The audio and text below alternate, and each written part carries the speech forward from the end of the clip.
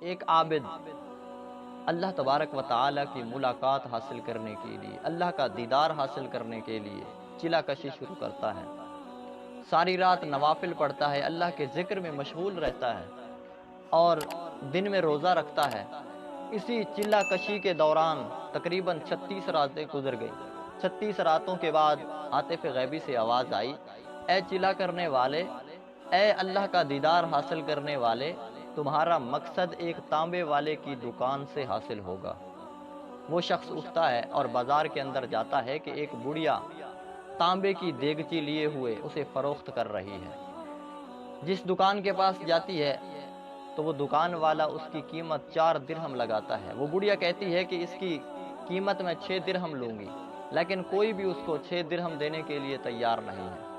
وہ شخص اس بڑھیا کو دیکھ رہا ہے کہ وہ کبھی کسی دکان والے کے پاس جاتی ہے، کبھی کسی دکان والے کے پاس، لیکن اس دیگچی کی قیمت 4 درہم سے نہیں بڑھتی، حتیٰ کہ وہ اس دکان پر جاتی ہے جس دکان کے بارے میں ہاتف غیبی سے آواز آئی۔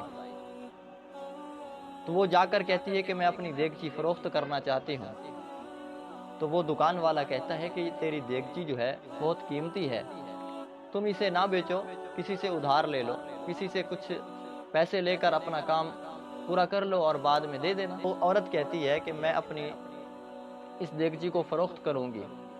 تو وہ دکان والا کہتا ہے کہ میں اس کے 30 درہم دوں گا۔ وہ عورت کہتی ہے کہ تو میرے ساتھ مذاق کر رہا ہے۔ وہ کہتا ہے میں مذاق نہیں کر رہا، جو اس کی قیمت ہے میں اتنی ہی دے رہا ہوں۔ عورت کہتی ہے کہ کیا تو دینے کے لیے تیار ہے؟ وہ دکان والا کہتا ہے ہاں میں دینے کے لیے تیار ہوں۔ تو اس کو 30 درہم دے دیتا، تو وہ چلی جاتی ہے۔ تو وہ عابد اس دکان والے سے پوچھتا ہے کہ تو نے اس کو 30 درہم کیوں دیے ہیں؟ اس کی دیگچی کی قیمت تو 4 درہم ہے۔ تو وہ دکان والا کہتا ہے کہ میں نے اس کی مشکل کو حل کیا ہے، اس کی مشکل کو حل کیا ہے کیونکہ اس کا بیٹا بیمار تھا اور اس کو ضرورت تھی، میں نے اس کی مشکل کو حل کر دیا ہے، اس وجہ سے کہ تاکہ اللہ تبارک و تعالی راضی ہو جائے۔ تو حضرات وقار ہم بھی اپنے ارد گرد دیکھیں کہ ہمارے ارد گرد کوئی غریب تو نہیں ہے، کوئی مسکین تو نہیں ہے۔ جب ہم کسی مسلمان کی مشکل حل کریں گے تو اللہ تبارک و تعالی ہم سے راضی ہو جائے۔